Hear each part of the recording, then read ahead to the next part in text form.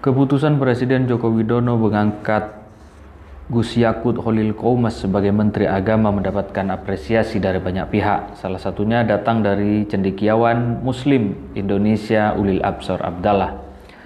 Dalam tulisannya yang berjudul Jokowi telah kembali ke Hitoh, Ulil mengatakan bahwa keputusan Presiden Jokowi mengangkat Ketua Umum Gerakan Pemuda Ansor GP Ansor Yakut Holil Qomas alias Gus Tutut sebagai Menteri Agama menggantikan Jenderal TNI Purnawirawan Fahru Rozi adalah tindakan yang tepat.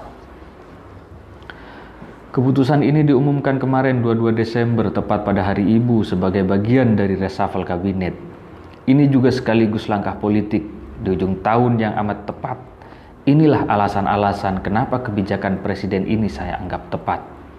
Sejak awal, pengangkatan Fahru Rozi sebagai Menteri Agama dalam Kabinet Indonesia Maju sudah menimbulkan berbagai pertanyaan. Meski tak ada aturan tertulis, selama ini diasumsikan bahwa jabatan Menteri Agama adalah portofolio politik milik Nahdlatul Ulama. Sementara itu, salah satu fokus penting pemerintahan Jokowi sejak periode pertama, sebagaimana kita tahu, adalah menangani masalah konservatisme dan radikalisme Islam. Inilah yang disebut sebagai politik kebinekaan ala pemerintahan Jokowi. Kebijakan Jokowi untuk memberikan fokus pada aspek kebinekaan ini menurut saya adalah tindakan yang tepat. Selama puluhan tahun pasca reformasi, masalah konservatisme dan radikalisme Islam menjadi perhatian banyak pihak. Maraknya konservatisme ini telah melahirkan sikap-sikap sosial yang kian eksklusif dan membenci pihak-pihak lain yang berbeda. Yang memprihatinkan lagi adalah bahwa tren ini justru berkecamuk di kalangan kelas terdidik di sejumlah universitas umum di berbagai kota besar. Alih-alih menanamkan sikap-sikap keagamaan yang terbuka, sejumlah universitas itu justru menjadi bumi semai bagi konservatisme, bahkan radikalisme keislaman. Selama ini gerakan Islam yang menjadi ujung tombak terdepan yang mendukung politik kebinekaan Jokowi ini jelas adalah dua ormas besar, Nahdlatul Ulama dan Muhammadiyah. Melalui gerakan pemuda Ansor yang dipimpin oleh Gus Tutut, warga Nahdliyin telah berkontribusi besar dalam menjaga keragaman di Indonesia, melawan gerakan-gerakan keagamaan yang memiliki kecenderungan radikal. Tanpa dukungan yang genuine dari pihak Nahdliyin ini, saya berpandangan bahwa politik kebinekaan Jokowi akan sulit ditegakkan. Endorsement politik yang diberikan oleh Nahdlatul Ulama jelas amat penting. Ia telah memberikan legitimasi keagamaan yang kokoh. Tanpa dukungan yang kuat dari umat Islam sendiri, politik kebinekaan Jokowi jelas akan gagal. Apalagi jika kita pertimbangkan bahwa masalah agama dalam gelanggang politik kita saat ini amatlah sensitif sekaligus amat menggoda. Oleh karena itu, lepasnya jabatan Menteri Agama dari kubu NU saat pengumuman Kabinet Indonesia Maju pada Oktober tahun lalu membuat banyak kalangan bertanya-tanya, what has gone wrong? Apa yang salah? Yang lebih mengherankan lagi adalah bahwa jabatan itu diberikan kepada sosok yang selama ini tidak memiliki trayektori yang kuat dalam perjuangan menegakkan kebinekaan, melawan ancaman konservatisme dan radikalisme keagamaan. Tak heran jika langkah Jokowi pada saat itu menimbulkan kejengkelan masif di kalangan internal warga Nahdliyin. Saya sendiri secara personal termasuk orang yang jengkel pada keputusan Jokowi itu. Tentu saja dukungan NU atas politik kebinekaan Jokowi selama ini tidaklah diniatkan semata-mata untuk meraih keuntungan politik, sebagaimana diasumsikan oleh sebagian pihak dan pengamat.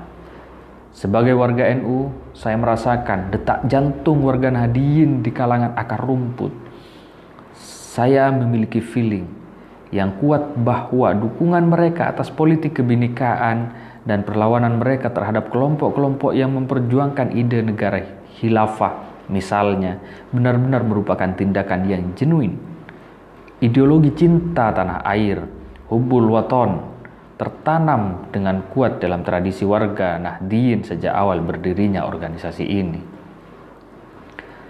Sejak kurang lebih 10 tahun terakhir ini, Mars Hubul Waton yang berisi ajakan untuk mencintai tanah air berkumandang di hampir setiap acara-acara yang diselenggarakan oleh warga NU, terutama di kalangan Banser, salah satu sayap yang menjadi underbow GP Ansor.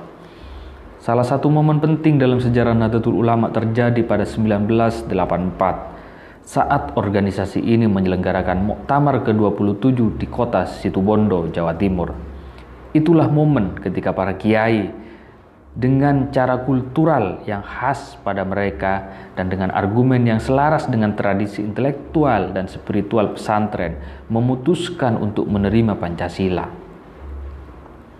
Kiai Ahmad Siddiq dan Gus Dur adalah dua sosok yang amat instrumental perannya dalam merumuskan hujah atau argumen keagamaan bagi ide penting ini, bahwa negara nasional tidak bertentangan dengan Islam, bahwa kebangsaan dan keislaman tidaklah mutually eksklusif, sebagaimana pandangan sebagian kalangan Islam pada saat itu.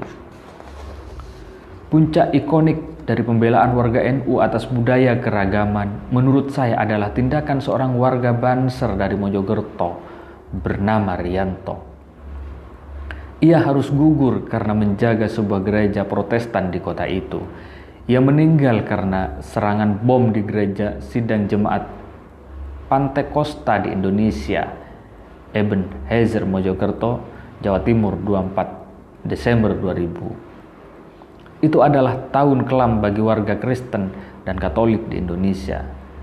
Sebagaimana kita tahu, pada hari itu serangkaian serangan bom terjadi secara serentak di gereja-gereja di pelbagai kota di Indonesia.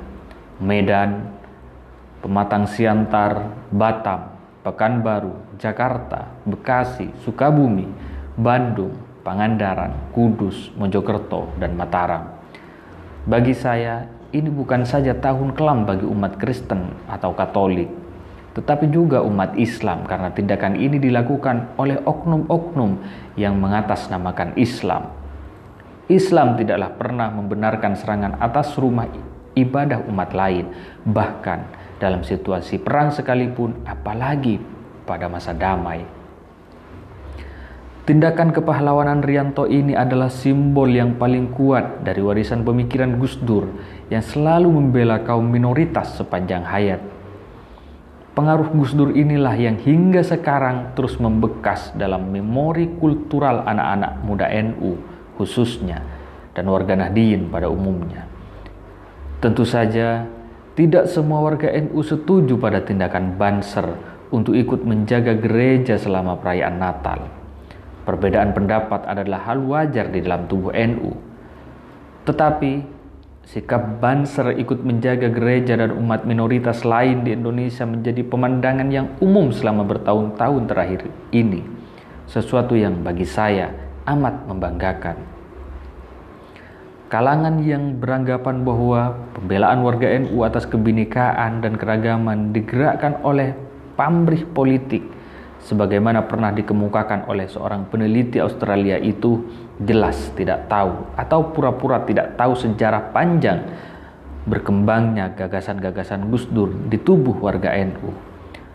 Mereka hanya melihat NU dari sudut pandang sempit, yaitu politik Pilpres di tahun 2019, tetapi mengabaikan, meminjam istilah dari sosiolog Jerman Norbert Elias agar tampak keren, proses pemeradaban, civilizing proses yang sudah berlangsung lama di tubuh warga Nahdliyin.